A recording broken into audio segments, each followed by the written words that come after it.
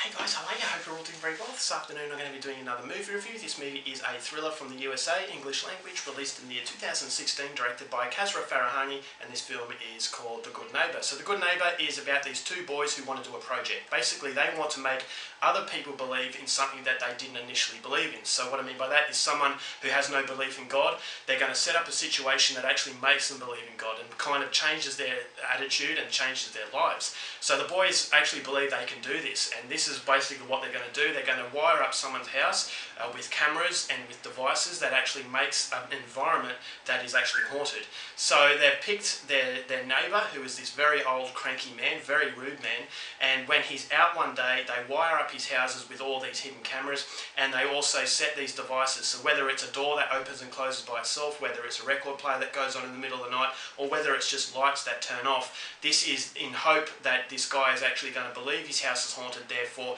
have a different outlook on life. So the further this project goes on, the more they realise that something is sinister with this neighbour, and in fact he might be hiding something in his basement. So curiosity kills the cat. One of these boys becomes so obsessed with this that he wants to break inside the house and actually uncover what is inside the basement, because he believes it's something that needs to be put out in the open. So this other guy says, no, we're not going to do this, this is not what we set out to do. But this other guy says, look, I have to actually find out. So the situation is about to spiral out of control, and they're going to pass the point of no return, and what that point is something you're going to have to find out for yourself, because that's as far as I'm going with my synopsis. Now, my thoughts on The Good Neighbor. This movie does have a very intriguing idea, and it's clearly inspired by the great film Rear Window. Now, Rear Window was all about voyeurism. It was all about our obsession with other people's lives and actually digging into things that we really shouldn't be digging in, and actually uncovering something that we unintentionally set out to do. And so it is about the voyeurism and the negatives of voyeurism, and actually becoming involved in something. And when you become involved in that particular thing, how out of depth we are, because we're not really anticipating that. So the movie does have that quality of the voyeurism, is that prying into people's lives and uncovering something much more sinister than you would initially anticipate, and how we actually deal with those problems. So a lot of films since Rear Window have come along and trying to pick this idea.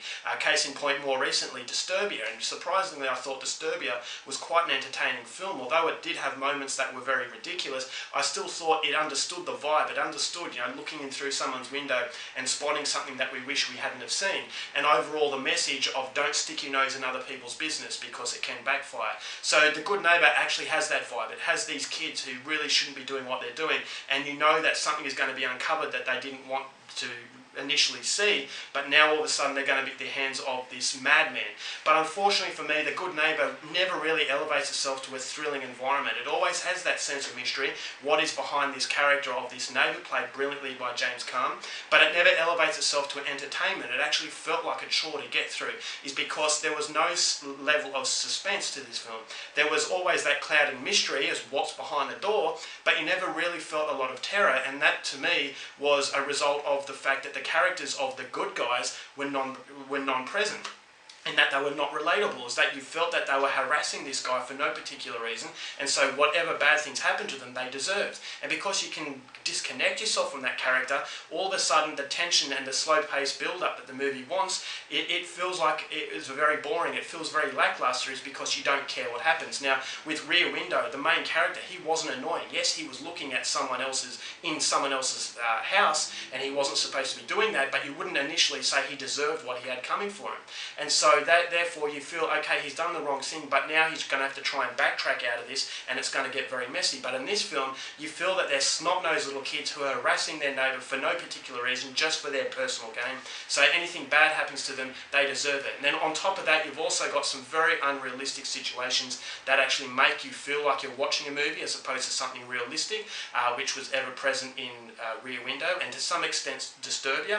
I will say that Disturbia was a much more unrealistic film than Rear Window, but it had the overall thrilling environment. It had the overall environment that you could enjoy the movie. But in this film, you don't really enjoy it because it's much more of a mystery as opposed to a thriller, but you feel as though it needed something else. And when it's revealed as to what's going on in this movie, I thought it matched the overall lackluster atmosphere that the film had. So production-wise, it was fairly entertaining. It does interweave found footage or kind of technology with traditional storytelling. So I like that. It was a little bit creative. It does focus on the voyeurism part of this film and really poking your nose in business that you really shouldn't be in, and it does show you the repercussions of that, but it never really elevates itself to a thrilling film.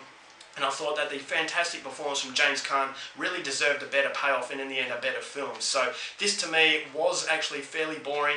It didn't really hit me with anything that was thrilling. It was more of a mystery film, but when the mystery is uncovered, it just didn't feel worth it. And in the end, what you get is a film that is very, very forgettable. So overall, for The Good Neighbor, I'm not going to recommend this film, and I'm going to give it 1.5 stars, which is very disappointing, but if I'm being honest, it just really didn't deliver.